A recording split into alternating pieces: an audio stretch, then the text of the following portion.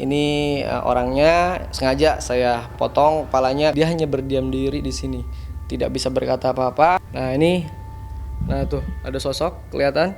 Ya, ini ruang semedi saya di sini.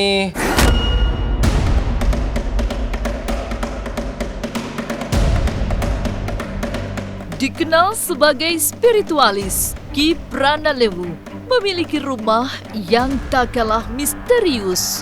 Meski dari kejauhan terkesan berkonsep minimalis metropolis, tapi begitu didekati, banyak detail mistis yang menyertainya.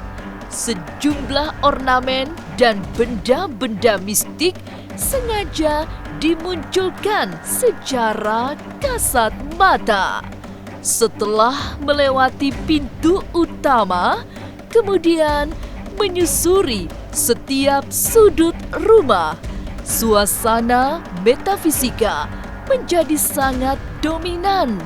Apalagi ditambah kisah-kisah misterius yang dipaparkan Ki Prana. Tapi benarkah banyak peristiwa gaib terjadi di rumah ini? Jangan dulu berlalu, masih akan banyak keganjilan terjadi di sini. Dan jangan lupa subscribe, like, share, dan komen agar tak ada yang terasa ganjil di sekitar Anda.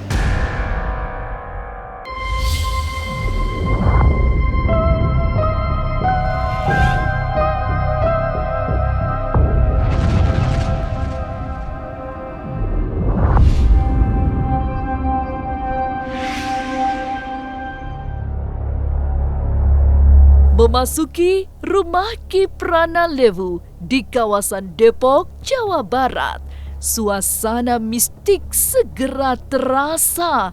Setelah melewati gerbang depan yang banyak ornamen mistik, pintu utama menuju kamar tamu adalah gebyok Jawa khas Jepara. Dari sini saja sudah terbangun suasana yang berbeda. Apalagi melihat dua keris yang diletakkan dalam konsep kupu tarung sebagai gagang pintu. Ya, assalamualaikum warahmatullahi wabarakatuh. Ketemu lagi bareng Ki Pranalewu. Gagangnya ini keris. Ini kenapa saya taruh keris di sini? Karena orang hidup itu memang berlika-liku ya. Dan keris yang ada di sini juga ini menandakan perjalanan manusia. Adanya naga di atas pegangan atau handle keris ini kedikjayaan. Pintu gebyok kayu jati khas Jepara yang dari luar terlihat agung masih menyimpan kekhasan setelah dilewati. Kemudian melihat ke balik pintu, sebab di sana ada ukiran yang menyerupai raja yang dipercaya sebagai pagar bagi seisi rumah. Ya, ini tepat di belakang pintu ini ada rajah ya.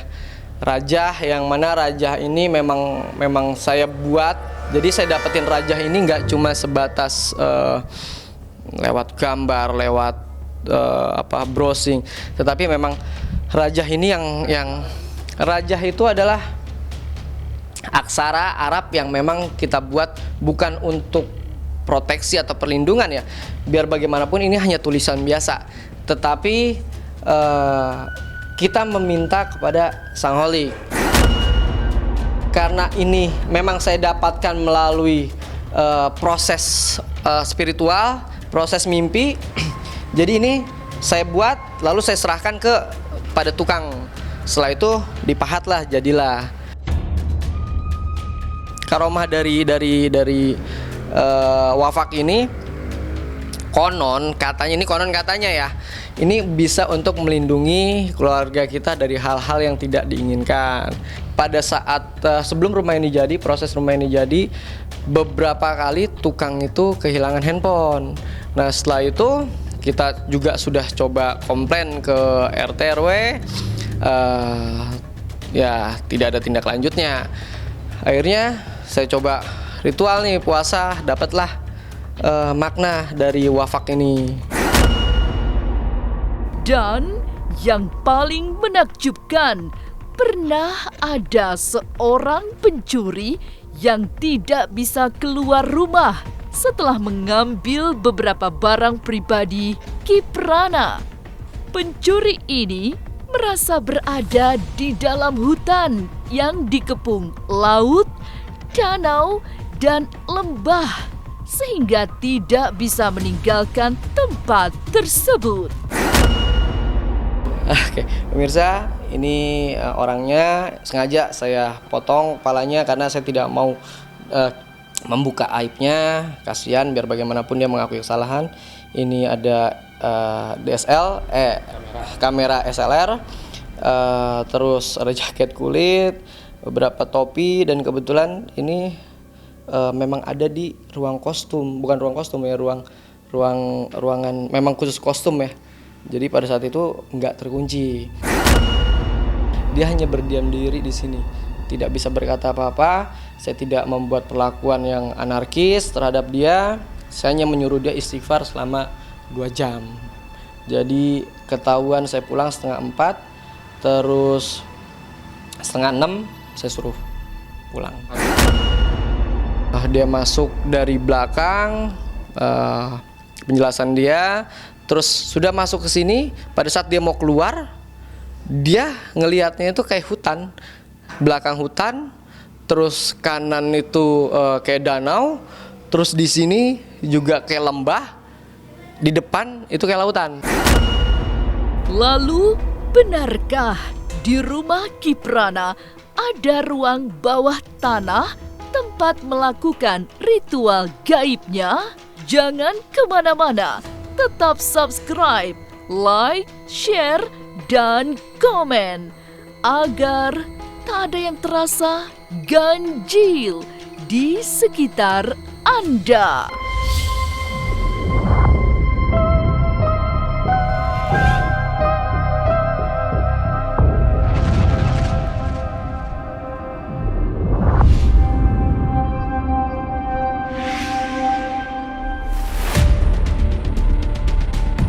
Pada malam-malam sepulang dari tempat praktek spiritual, Kiprana selalu berhubungan dengan segala yang misterius di rumah pribadinya.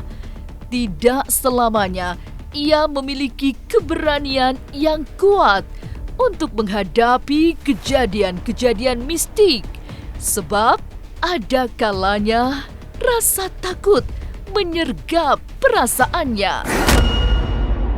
Ya, entah ada sesuatu sekelebatan, entah ada kayak orang jatuhin barang. Kadang ya normal ya, namanya manusia, kadang kalau lagi datang titik takutnya mah tetap aja takut.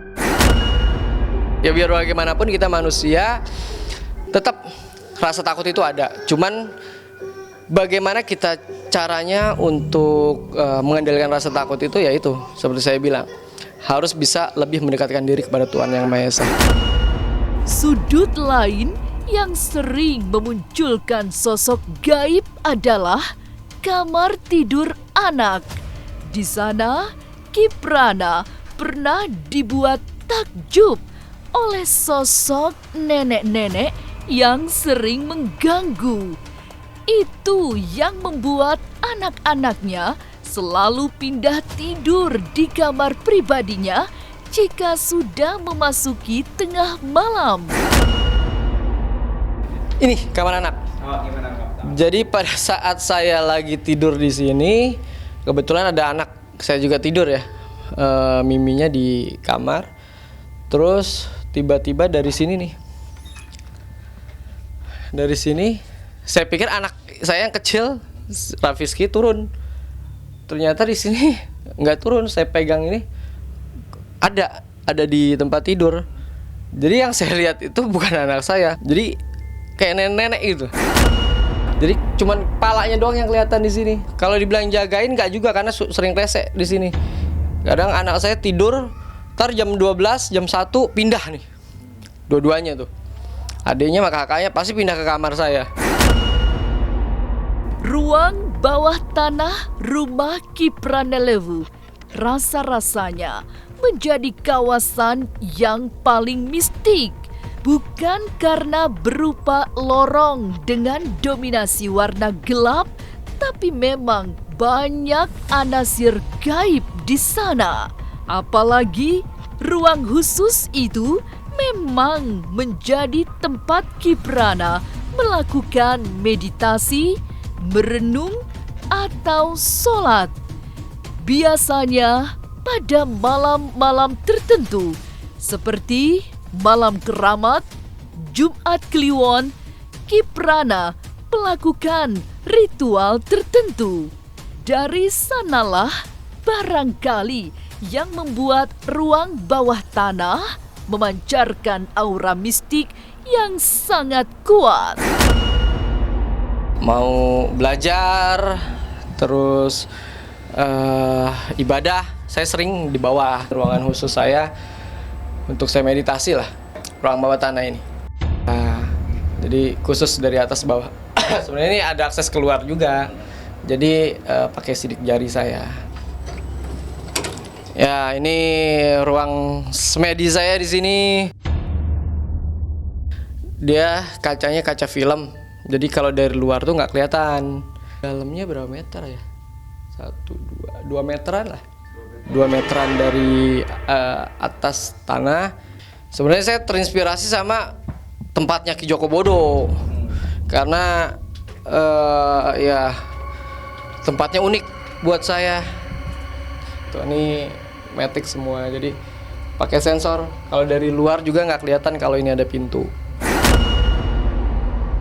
Buat saya suka hal-hal yang unik ya. Terus apalagi profesi sebagai spiritual, kalau menyatu dengan alam tuh kayaknya punya kepuasan tersendiri. Dibuat dengan konsep yang unik. Benarkah banyak kejadian misterius di rumah Kiprana?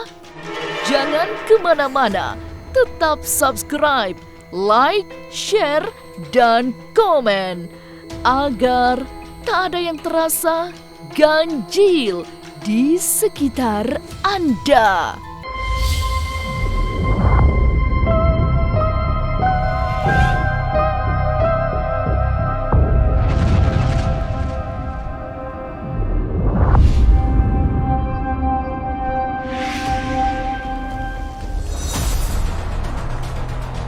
Menjadi tempat paling mistik, sudah pasti di ruang bawah tanah rumah Kiprana sering terjadi peristiwa-peristiwa misterius.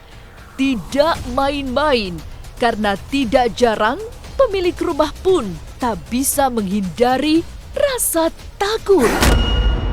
Kalau dibilang mistis hampir kadang saya sendiri, bukannya saya takut ya, maksudnya manusiawi ya, suka ada aja. Kalau misalkan saya udah di dalam sini, itu pasti di sini tuh kayak rame. Kalau dari dalam ini nggak kelihatan apa-apa keluar. Begitu pula juga dari luar nggak bakal kelihatan apa-apa. Kejadian misterius juga pernah muncul di balkon rumah. Saat itu ada sosok kuntilanak yang terekam nyata di kamera CCTV. Ini yang saya bilang dari CCTV nih, yang orang bilang editan nih dan lain sebagainya. Nah, ini muncul di sini. Kuntilanak lagi terbang nih di sini. Kayak nari-nari lah dia terbang. Nah, ini dari awal ya. Nah, tuh ada sosok kelihatan putih terbang. Nanti dia balik lagi seperti meliak-liuk. Ini orang bilang nih editan, saya bilang silakan cari kesalahan atau entah layar hijau, terus dan lain sebagainya, silakan cari kesalahan dari video ini, saya bilang. Terus udah orang cari, ya ini memang bukan editan. Dikenal sebagai seorang spiritualis, tapi bukan berarti bebas dari rasa takut. Dan itu diakui Kiprana Lewu yang pernah dibuat takut di rumahnya sendiri. Rumah yang dibangun dengan konsep agak unik memiliki sudut-sudut rahasia yang misterius.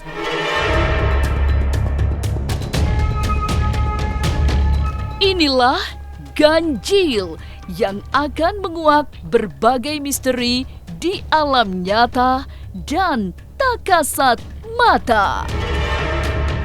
Sampai jumpa pada episode selanjutnya dengan kisah-kisah ganjil setiap hari Senin, Kamis, dan Jumat pukul 5 sore. Tapi sebelumnya, jangan lupa subscribe, like, share, dan komen agar tak ada yang terasa ganjil di sekitar Anda.